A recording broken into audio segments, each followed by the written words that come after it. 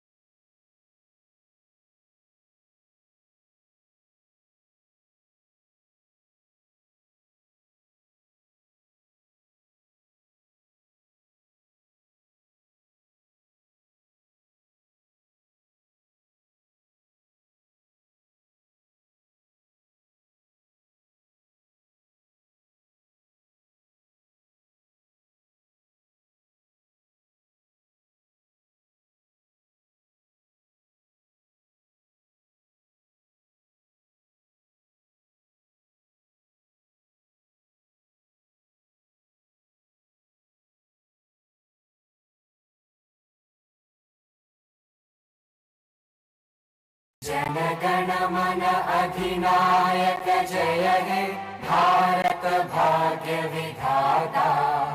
पंजाब सिंध गुजरात मराठा द्राविड़ उत्कल बंगा। विंध्य हिमाचल यमुना गंगा उज्जल जलधि तरंगा। तव शुभ नामे जागे तव शुभ आशीष मांगे। गाहे तव जय गाथा जनगण मंगलदायक जय हे भारत भाग्य विधाता। जय हे जय हे जय हे जय जय जय जय हे।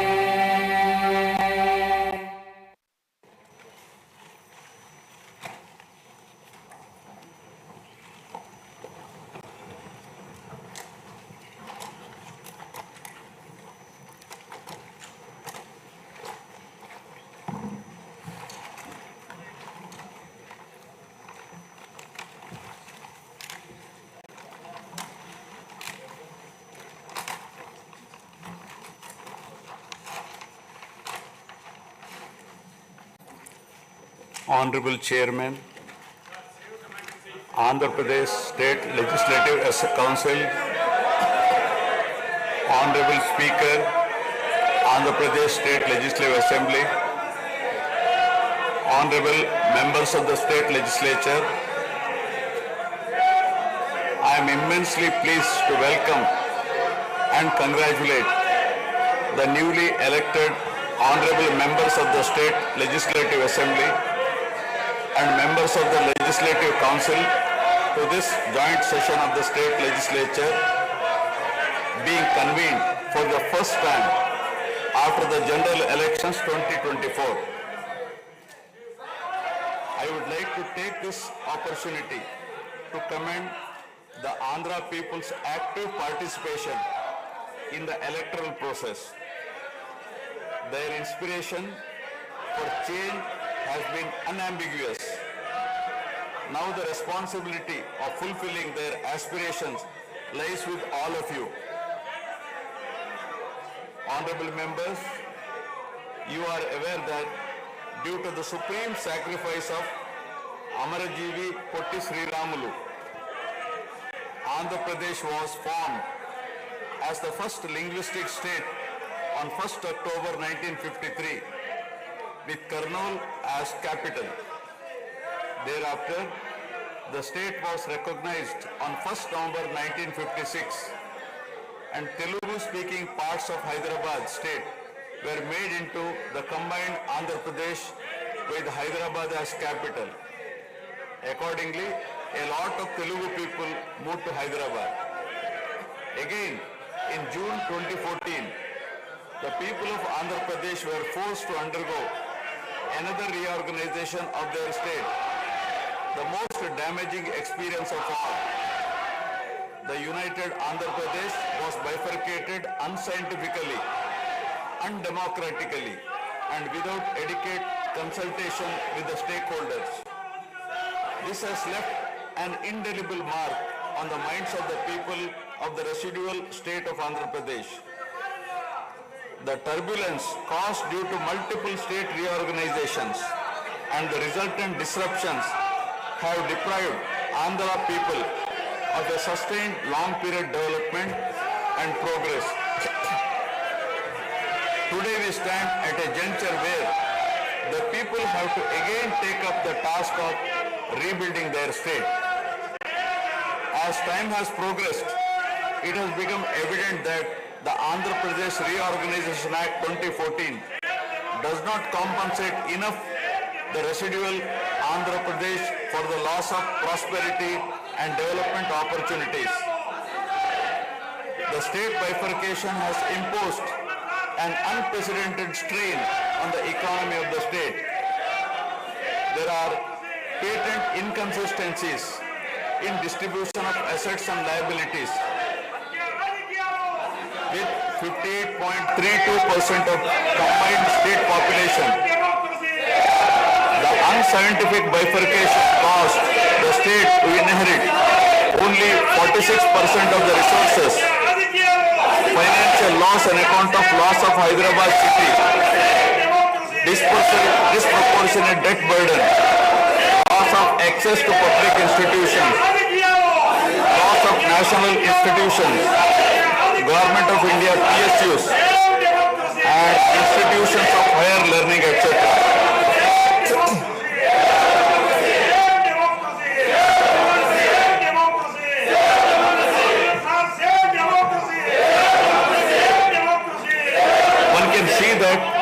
Scientific criteria for apportionment were not adopted, while the residual state inherited huge revenue deficit. Debt was shared on population basis, assets on location basis, power sharing on consumption basis, and worst of all, educational institutions with no basis. All these factors led to the structural change in economy with reduction of service sectors from 51% to 44%. The per capita income too fell from 1,06,176 for the combined state to rupees 93,121 for AP. Notwithstanding the adverse impact of the state bifurcation and undaunted by challenges such as budgetary constraints, infrastructural deficiencies and unresolved issues, the government converted every crisis into an opportunity during the period 2014 to 19. The government had laid a solid foundation for a vibrant sunrise Andhra Pradesh. The then government focused on the inherent strengths of the successor state of Andhra Pradesh, its 974-kilometer coastline, providing opportunities for port-led development and requisite environment for manufacturing activities. The fertile river plains supporting agriculture and allied activities, the passing of 3 industrial corridors through the state, rich natural and human resources. A reflection on the state's performance during the 5-year period of 2014 to 19 gives a clear picture of the balancing act between development and welfare. Completion of prestigious Pattasima project by linking of rivers Godavari and Krishna in a short time of 1 year. Completion of 72% of Polavaram project so that it could be made fully operational by 2021. Prioritization of other irrigation projects, drought-proofing measures, real-time governance, development of Amaravati region through land pooling, construction of new secretariat and legislature building are a few examples worthy of mention. All the milestones achieved during 2014 to 19 were possible because of the visionary leadership of Sri Nara Chandrababu Naidu, the Honorable Chief Minister of Andhra Pradesh. In this regime,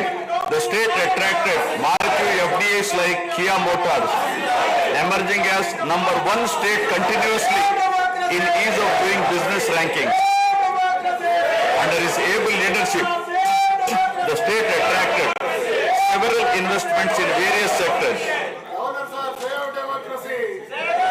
The government initiated development of Kakinada SEZ port, Bhavanapadu and Ramayapatnam ports, expanded airports and increased the state road network. The development of infrastructure was balanced with welfare measures such as increase in old age pension, farm loan waiver, scholarships to students, construction of houses, etc.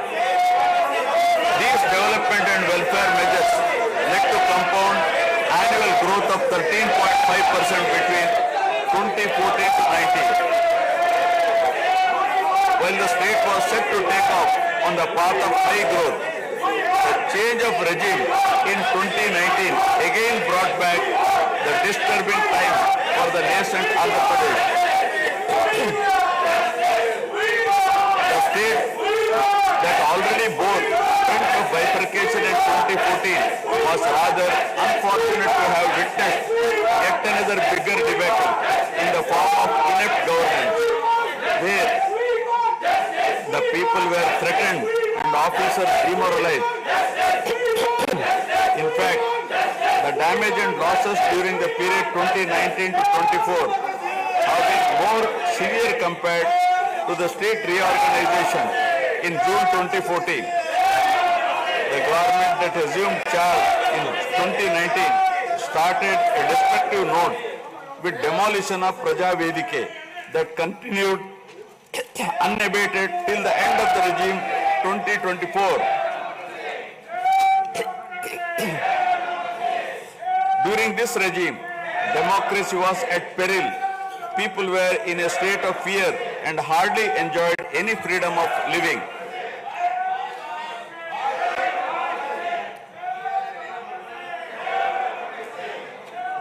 The regime revenge politics had severely hampered the state's prospects for prosperity and growth.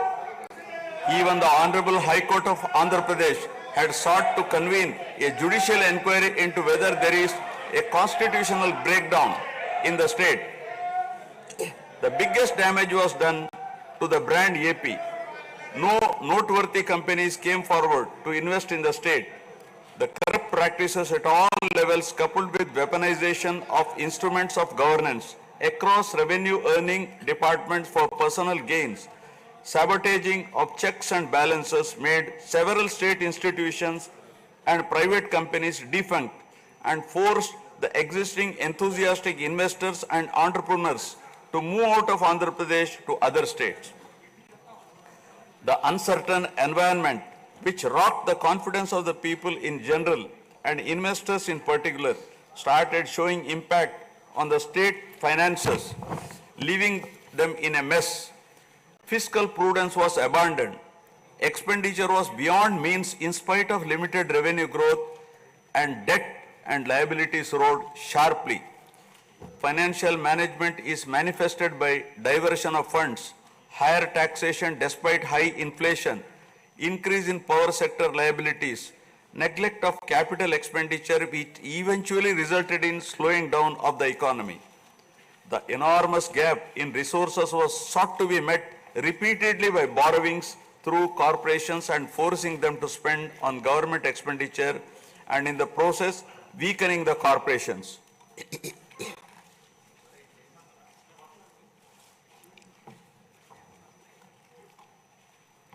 In view of the inordinate delay in clearance of the bills due to strained financial position of the state, many vendors and contractors have approached the High Court of Andhra Pradesh for relief and filed cases against the government. About 25,000 cases have been filed for bill payments, which is unprecedented. The sheer number of contempt cases with personal appearances and arrest warrants against officials in several cases resulted in systematic humiliation and victimization of bureaucracy. This led to complete demoralization of administrative machinery. the capital expenditure reduced by 60% in 2019-24 compared to 2014-19. Departments such as water resources and transport, roads and buildings, which undertake substantial capital works, were left critically short of funds to carry out any works. The capital expenditure on water resources has reduced by 56%, and that on roads and buildings by an alarming 85% during this period.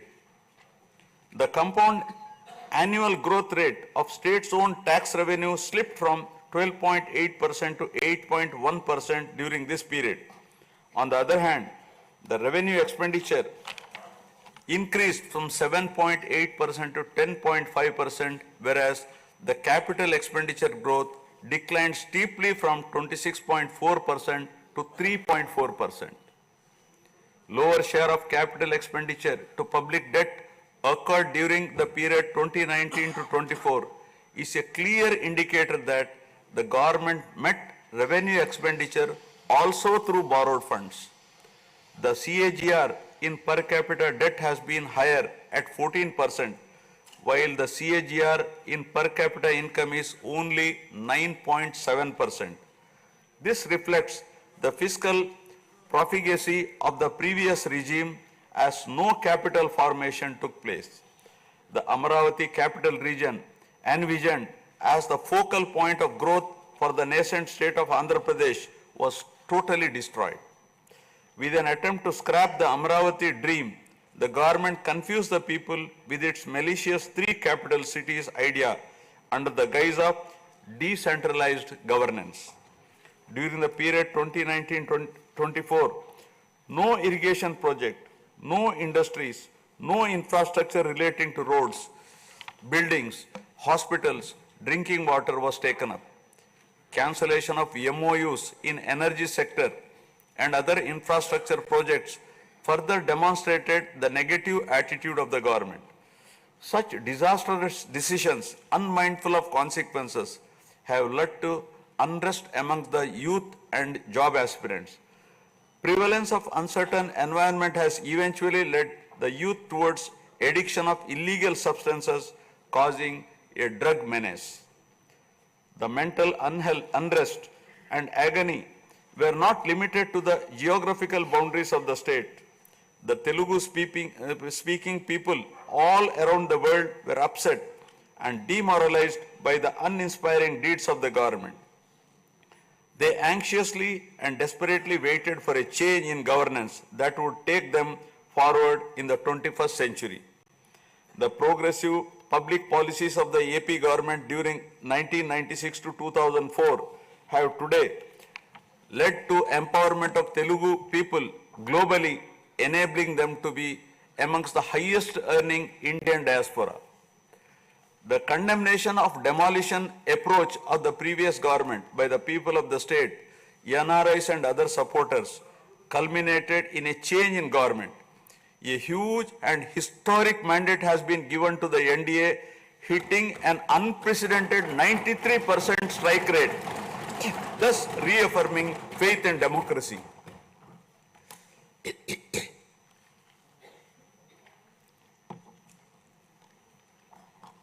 I sincerely congratulate the people of Andhra Pradesh for their wisdom in electing a government that discharges its duties with a futuristic view. Hordes of Andhra people had come from various regions to be part of this historic mandate in favor of future of Andhra Pradesh. The new government has a perfect blend of fresh and experienced honorable members in the assembly. I once again welcome all the members who will be instrumental in making right policies in the interest of good governance and in the spirit of cooperative federalism. Honorable members, at this juncture, I feel it is also important to recall the glorious past of Andhra Pradesh. Renowned as Annapurna, rice bowl of India, the state used to support other states in ensuring food security. As a leader of self-help group concept, Andhra Pradesh stood out as an example in developing entrepreneurship, knowledge economy, and cultivating thrift amongst poor women. Use of IT in all areas of welfare and development was the cornerstone of state's vision. The misrule of the previous government, which lacked transparency, have compelled this government to put the facts before the people about the disruption of systems and rampant corruption prevailing during the last 5-year term. Accordingly, my government has released a series of white papers highlighting numerous discrepancies in fund utilization, misappropriation, resulting in huge loss to the state exchequer and the natural resources base of the state. I would present some of the key takeaways of the white papers. Completion of Polavaram, the lifeline of Andhra Pradesh, is of the highest priority. The Polavaram project has been completely derailed. Introduction of reverse tendering and cancelling the agreed contracts have caused an irreparable damage not only to the project but also to the concept of interlinking of rivers and irrigating every acre of land. Unilateral announcement of 3 capitals for the state resulting in 1,631 days of farmers' protest. Modification of jurisdiction of the Capital Region Development Authority to 6,993 square kilometers. Shelving preparation of regional master plans. Completing the land acquisition in only 191 acres are some of the events that halted the progress of CRDA. This led to a potential loss of about 7 lakh jobs and estimated loss of wealth of about rupees 2 lakh crore along with loss of investment and growth opportunities. Andhra Pradesh, which enjoyed the distinction of being the first state in the country to have introduced reforms in the power sector in 1990s, had achieved energy sufficiency from 1996 to 2004. After bifurcation, the state faced an energy deficit of 22.5 MU per day. Again, by bringing second generation reforms in energy sector and promoting renewable energy, the state become energy surplus by 2018. The state has witnessed an irreparable damage in the recent past. State energy sector has also suffered huge losses to the tune of rupees 1,29,503 crores during the period 2019 to 24. Misappropriation of natural resources such as land, mines and minerals and forests has been widespread. Land grabbing, misappropriation in allotment of house site pattas, violations in land allocation, assignment of land to ineligible beneficiaries, and Resurvey and AP Land Titling Act 2023 have completely eroded the confidence of the people during 2019-24. Put together, an amount of rupees 35,576 crore covering 1.75 lakh acres has been estimated as a loss, and the fundamental right of the people to own their property was affected. Looting of sand and mineral wealth is another area that resulted in huge loss to the exchequer and involved corruption. My government has initially estimated that an amount of rupees 19,000 crore has been lost due to illegal activities in these areas. Due to the unfriendly sand policy, 20 lakh construction workers have become unemployed. Due to the inefficient, inappropriate policy making and laxity in enforcement during the periods 2019-24, a cumulative loss to the tune of 9,750 crore has been incurred in mineral revenue. Huge damage has been done to environment. Smuggling of precious red sandals from forests has taken place with the revenue from the sale of red sandals dropping from rupees 1,623 crore in 2014-19 to rupees 441 crore in 2019-24.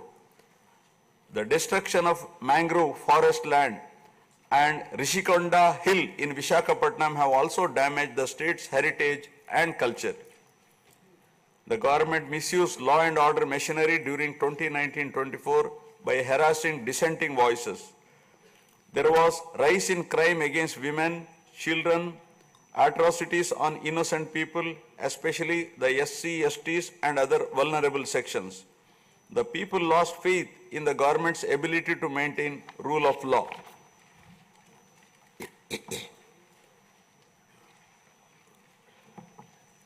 The previous government also made a mockery of the excise revenue streams of the state. The VAT on excise was reduced and diverted to AP State Beverages Corporation as a special margin, which otherwise would have come to the government as revenue. The government levied the additional retail excise tax on the issue price of liquor sold by APSBCL and escrowed the same for repayment of loans taken by APSDC. While the APSBCL started supplying low quality liquor and introduced unknown brands at significantly higher rates, there was increase in black money due to smuggling of IMFL across the border districts. These policy practices have caused irreparable damage to the excise revenue streams of the state. As a result, it has become difficult for the new government to meet even the essential committed expenditure with the reduced revenue of the state. The overall debt has more than doubled in last 5 years, with huge outstanding payments of salaries and pensions, debt repayment for the debt burden of about 10 lakh crore, payments for the power sector dues, civil supplies and other liabilities has become challenging. Putting the governance back on track is truly a Herculean task. My government has already started fulfilling the pre-poll promises and announced that steadfast commitment to Super 6 promises. My government has launched its trademark people-centric governance soon after assuming office with a series of measures such as announcing a mega DSC for filling up 16,347 teacher vacancies, abolishing the Land Titling Act, enhancing social security pensions to rupees 4,000, organizing a skill census, and reopening the Anna canteens to provide food for the poor at a very nominal rate of rupees 5 and supply of free sand. My government will initiate other important measures also. I am sure my government, under the able and proven leadership of Shri N. Chandrababu Naidu Garu, the Honorable Chief Minister of Andhra Pradesh, and Shri Pawan Kalyan Garu, Honorable Deputy Chief Minister, with complete support of Shri Narendra Modi Garu, Honorable Prime Minister of India, will make all-out efforts in fulfilling the aspirations of the people for developing the state. Initiating the process, the Honorable Chief Minister visited New Delhi to meet the Honorable Prime Minister and other union ministers concerned and apprise them of the grim financial situation. During the visit, special requests have also been made for hand-holding by the center and extending liberal support to the state. I appeal to the people of the state to understand the current alarming financial situation and cooperate with the government in rebuilding the state. The massive destruction which resulted in huge loss of natural resource base and human value system really makes the reconstruction process difficult and time-taking one. To assess the complete loss, plan for resource mobilization and development is a cumbersome task. It requires collective thinking, extensive discussions with intelligentsia and academicians to explore ways to overcome the current crisis. It also involves finding ways to restart the entire development ecosystem through short, medium and long-term plans in the light of the new development paradigm of Viksit Bharat at 2047. The extent of real damage done to Andhra Pradesh in the last 5 years had not come in public discourse thus far. The misgovernance from 2019 to 24 created a trust deficit with regulatory authorities and damaged the brand of AP amongst investors. The people now given a strong mandate to the NDA to rebuild the brand AP and regain the trust. Honorable members, usually winning elections and assuming responsibility is a happy event. But now we are meeting in different and difficult circumstances. Perhaps for the first time in the country, the members are not in a position to rejoice and have the means to meet people's aspirations immediately. Keeping this in view, my government is proposing to go for budget after meaningful deliberations. With several issues relating to state bifurcation remaining unresolved, my government has taken initiative and visited New Delhi to meet the concerned in Union government, including Honorable Prime Minister and also Telangana government, with an intent to quickly find amicable solutions. The resolve shown by the 5 crore people of the state to reinstate democracy and elect people-friendly government with an unprecedented mandate is required to be appreciated yet again at this hour of crisis to help the state to rediscover its past glory. I would like to conclude my speech with the inspiring words of Swami Vivekananda. I quote, "We are responsible for what we are, and whatever we wish ourselves to be, we have the power to make ourselves. If what we are now has been the result of our own past actions, it certainly follows that whatever we wish to be in future can be produced by our present actions. So we have to know how to act." Jai Hind. Jana Gana मन अधिनायक जय हे भारत भाग्य विधाता। पंजाब सिंध गुजरात मराठा द्राविड उत्कल बंगा। विंध्य हिमाचल यमुना गंगा उज्जल जलधि तरंगा। तव शुभ नामे जागे, तव शुभ आशीष मांगे। गाहे तव जय गाथा, जन गण मंगलदायक जय हे भारत।